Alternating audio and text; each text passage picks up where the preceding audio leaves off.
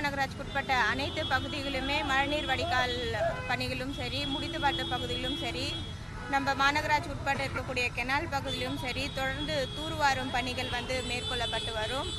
இந்த ஆண்டு புதிதாக சென்னை மாநகராட்சிக்கு உட்பட்ட பகுதிகளில் தூர்வாரும் பணியில் மாநகராட்சிக்கு உட்பட்டு இன்றைக்கு 100 கிலோமீட்டருக்கு உட்பட்ட பகுதிகளில் சக்கர் லாரி இயந்திரங்கள் மூலியமாக இந்த தூர்வாரும் பணியை துவங்கியிருக்கிறோம். கடந்த ஆண்டு எல்லாமே இந்த டீசில்டிங் பணிகள் முற்றிலுமாகவே அந்தந்த பகுதி வாரியாக மண்டலம் வாரியாக டெண்டர் விடப்பட்டு ஆட்கள் அந்த பகுதிகள் தூர்வாரும் பணிகளில் ஈடுபடுவார்கள். ஆனால் தொடர்ந்து இந்த சில்ட் ரிமூவல் பண்ணும் பொழுது அந்த சில்ட் பேக் எல்லாமே அங்கே விடப்படுறது அப்படின்றத ஒரு கம்ப்ளைண்ட்டாகவே இருந்ததுனால இந்த ஆண்டு புதிதாக இந்த சக்கர் இயந்திரம் மூலியமாக இந்த பணிகளை மேற்கொள்ளப்பட்டிருக்கிறது.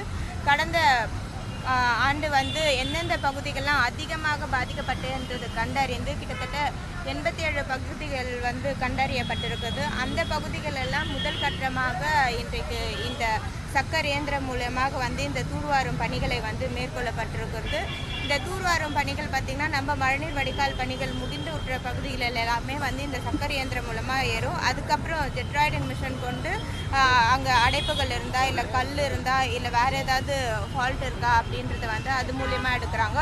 இது முற்றிலுமாக முடிந்த பிறகு ரோபோட்டிக்ஸ் இயந்திரமாக மூலியமாக கேமரா ஃபிக்ஸ் பண்ணிவிட்டு அந்த கெனால் முழுவதுமாக இல்லை அந்த மழைநீர் வடிகால் முழுவதுமாக ப்ராப்பராக டீசில்ட் பண்ணியிருக்கா இல்லை ஏதாவது விடுபட்டிருக்கா இல்லை உள்ளே இந்த டீசில்டிங் பண்ணும்போது ஏதாவது மெட்ரோ வாட்டரதோ இல்லை பிற துறை சார்ந்தது ஏதாவது பாதிக்கப்பட்டிருக்கிறதா அப்படின்னு கண்டறியும் வகையில் ஒவ்வொரு பகுதிகளாக இந்த பணிகள் நடைபெற கேமரா இயந்திரம் ரோபோட்டிக்கும் வைத்திருக்கோம்.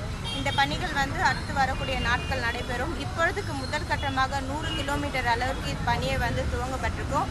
இன்றைக்கு இந்த பகுதிகளில் பார்த்திங்கன்னா ஒரு சக்கர் லாரி இருக்குது. அதுபோல் அது கூடவே இந்த ஸ்லட்ஜ் ரிமூவ் பண்ணும்போது அந்த சகதியெல்லாம் எடுத்து செல்றதுக்கு அந்த வாகனமும் இங்கே பொருத்தப்பட்டிருக்கிறது.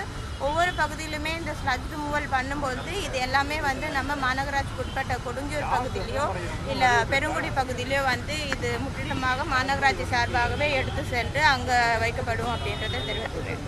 இந்த பகுதியில் இன்றைக்கு திட்டத்தை பெருநகர சென்னை மாநகராட்சிக்கு உட்பட்ட துணை மேயர் அண்ணன் அவர்களும் பெருநகர சென்னை மாநகராட்சி ஆணையர் லவுடும் மண்டலம் 5க்குட்பட்ட மண்டல குழு தலைவரும் 58வது வார்டு மாமன்ற உறுப்பினரும் உடனிருந்து இப்பணியை துவங்கி வைத்திருக்கோம். ஏற்கனவே மழைநீர் வடிகால் பணிகள் நடந்துட்டு இருக்கு. பட் அப்படி இருக்கக்கூடிய இந்த பயன்பாடு ஏன் கொண்டு வரோம், என்ன நோக்கத்துக்காக கொண்டு வந்திருக்கோம்? ஏன்னா 30 கோடி ரூபா பணம் கொடுத்துருக்கோம்.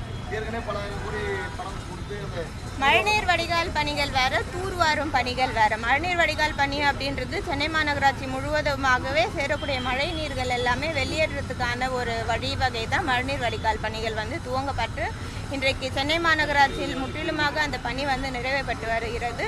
இன்றைக்கு நீங்கள் பார்த்தீங்கன்னா இது தூர்வாரும் பணி. இப்போது சாலையில் இருக்கக்கூடிய நம்ம முடிந்த மழைநீர் வடிகால் பணிகளில் கூட நிறைய டிராஃபிக் இருக்குது, பொல்யூஷன் அதிகமாக இருக்குது. இன்றைக்கி சென்னை மாநகராட்சி பார்த்திங்கன்னா அதிக மக்கள் பெருக்கம் இருக்கக்கூடிய ஒரு இடமாக இருக்கிறது. அப்படி இருக்கும்பொழுது அந்த மழைநீர் வடிகாலில் மண் நிறைய தேக்கம் வருது, ஸ்லட்ஜஸ் இருக்குது, குப்பைகள் இருக்குது அப்படின்னு நிறைய இருக்குது. இதெல்லாம் ரிமூவ் பண்ணால் தான் நம்ம மழைக்காலங்களில் சாலையில் தேங்கக்கூடிய தண்ணி எல்லாமே இந்த மழைநீர் வடிகால் மூலியமாக கெனாலுக்கு ரீச் ஆகும்ன்றதுனால தான் டீசில்டிங் ஒவ்வொரு ஆண்டுமே பண்ணுறது.